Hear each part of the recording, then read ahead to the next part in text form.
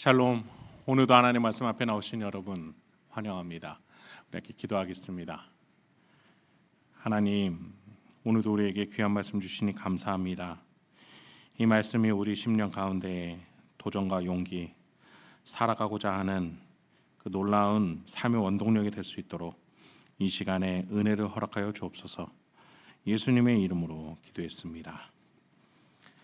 오늘 함께 살펴볼 말씀 에베소서 2장 8절에서 13절까지 함께 살펴보도록 하겠습니다. 하나님은 예수라는 사랑의 집으로 우리를 초대하시는 하나님이십니다. 그 안에 들어오라고 하세요. 예수 안에서 하나님의 보호와 위로, 더 나아가 그 집에서 우리를 다듬으시고자 하시는 분이십니다. 우리의 위치, 명예, 권세, 능력 자체가 바뀌는 것이죠. 이런 하나님의 계획에 대해 바울은 오늘 본문에서 무엇을 가르치고자 하는지 한번 살펴보도록 하겠습니다. 8절부터입니다. 너희는 그 은혜에 의하여 믿음으로 말미암아 구원을 받았으니 이것은 너희에게서 난 것이 아니요 하나님의 선물이라. 행위에서 난 것이 아니니 이는 누구든지 자랑하지 못하게 함이라. 우리는 그가 만드신 바라 그리스도 예수 안에서 선한 일을 위하여 지으심을 받은 자니 이 일은 하나님이 전에 예비하사 우리로 그 가운데서 행하게 하려 하심이니라. 오늘 본문에서 보면 선물이라는 단어가 눈에 띕니다. 9절에 보니 행위와 자랑이라는 단어도 나오네요.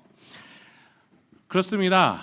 인간의 명예로움과 위치의 변화는 인간이 만들어내는 것이 아니고 또 인간의 열심으로 얻을 수 있는 것이 아니다.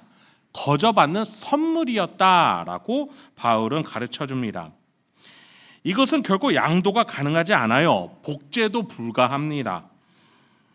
오로지 오리지널 본사에서만 만들어낼 수 있는 것이에요. 네, 하나님만이 계획하셔서 맞게끔 그 사람에게 꼭 맞게끔 선물을 마련해 그 사람에게 주기 때문에 나의 열심으로 얻었다고 자랑할 수 있는 사람이 없다라는 겁니다.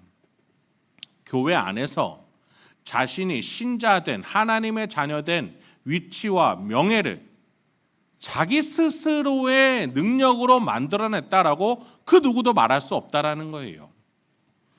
에베소 교회 갈등의 주요 원인 중 하나가 이렇게 주장하는 자들이 있기 때문이었습니다. 아직도 율법의 굴레에, 그 행위의 굴레에 벗어나지 못하고 거저 주시는 하나님의 은혜를 누리지 못하니 자신이 최우선으로 여기는 율법주의, 행함을 강조하고자 하는 거죠. 그것을 통해서 다른 사람과 차별화된 나를 내세우고 싶었던 겁니다. 그들은 에베소 교회의 중심 역할을 하고 있던 이방 출신 신자들에게 자신들의 혈통과 율법을 강조함으로써 자신들이 중심 역할을 하고 싶었던 것이죠. 율법에 청통한 자라고 유대 출신의 혈통이라고 신앙 경력이 오래되었다고 텃세를 부리려고 했던 겁니다. 그 결과 에베소 교회는 둘로 갈라질 지경이 되었었던 것이죠. 그러니 바울이 이렇게 가르쳤던 겁니다. 15절로 이어집니다. 그들을 원수로 만들었던 계명의 율법을 예수님이 자신의 육체적인 죽음으로 폐지하신 것은 유대인과 이방인을 자기 안에서 하나의 새로운 백성으로 만들어 화목하게 하고 또 십자가로 그들의 적개심을 죽이고 둘을 한 몸으로 만들어 하나님과 화해시키기 위한 것입니다. 그래서 예수님은 오셔서 여러분과 같이 하나님을 멀리 떠나 있던 이방인이나 하나님과 가까이 있던 유대인들에게 평화의 기쁜 소식을 전하셨습니다. 그래서 이방인이나 유대인이 모두 그리스도를 통해 한 성령님 안에서 아버지께로 나아갈 수 있게 된 것입니다. 제가 쉬운 번역으로 읽어드려 봤어요. 바울은 하나님이 그 누구도 강조하고 텃세 부리지 못하게 하시고 오히려 하나님이 먼저 희생해서 선물을 주신 이유에 대해서 이러한 계획이 있으셨다고 바울은 말했던 거죠. 바울은 하나님의 선물이다, 우리는 지음을 받았다, 하나님이 예비하신 것이다 라는 표현으로 교회 안에서 예수라는 집 안에서 모두 같은 동급의 지체요, 한 몸이요, 또 동일한 자격과 위치를 가진 동반자다. 벽을 허물고 동반자로 나아가야 된다라고 가르쳤던 겁니다. 율법주의 그리스도인이나 유대 혈통을 강조하는 이들에게 영적 유익을 주는 지적 포인트가 뭐였습니까? 너희는 특별한 위치에 있는 것이 아니다. 내려와야 한다. 하나님의 은혜는 죄인에게 임하기 때문이다. 너희는 저 사람들보다 높다고 판단하지 말고 내려와 죄인이 되어라. 그 가르침을 주셨던 거예요. 이방인이 또 다른 이방인에게도 나아갈 때 마찬가지 이런 영적 도식은 적용됩니다. 먼저 될 신자라고 해서 그 누구도 텃세 부릴 수 없다라는 겁니다. 이러한 구조 속에서 교회에서 어떠한 신자들은 모두 동일한 위치와 동일한 방향을 가진 동반자로서 화평을 누리는 조직, 그것이 바로 교회라고 바울은 가르치고 있었던 것이죠. 예수의 사랑 안에서 라는 표현은 이 심오한 의미를 가지고 있었던 겁니다. 그래서 교회에서는 차별화하거나 또는 상대시하기보다 서로 다른 우리를 예수 안에서 어떻게 같은 존재가 되도록 벽을 허무셨는지, 그것을 위해 하나님이 어떻게 역사하셨는지를 아는 것이 더 중요하다는 것이겠죠. 우리 직분을 한번 생각해 보죠. 장로, 집사, 교사, 성경에서 말하는 이 직분들은 모두 역할입니다.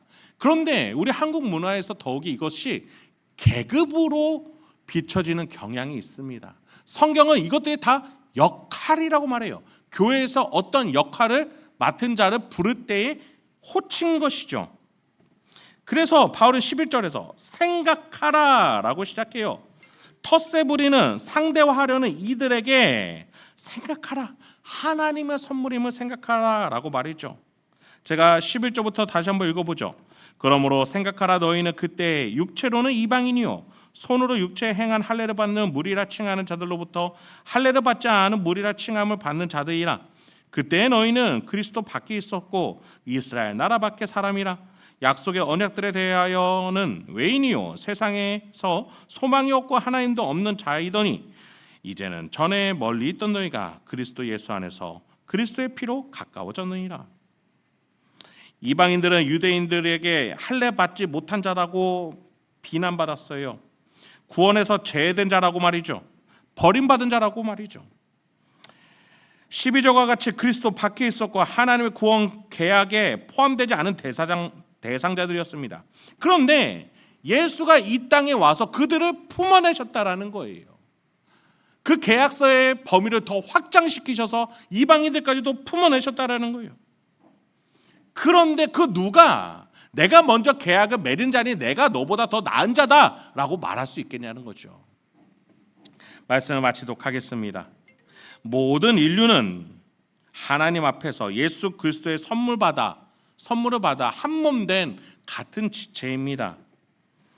이렇게 행하신 하나님의 일을 기억하며 우리는 나의 나됨이 하나님의 은혜로 된 것임을 기억할 줄 알아야겠습니다.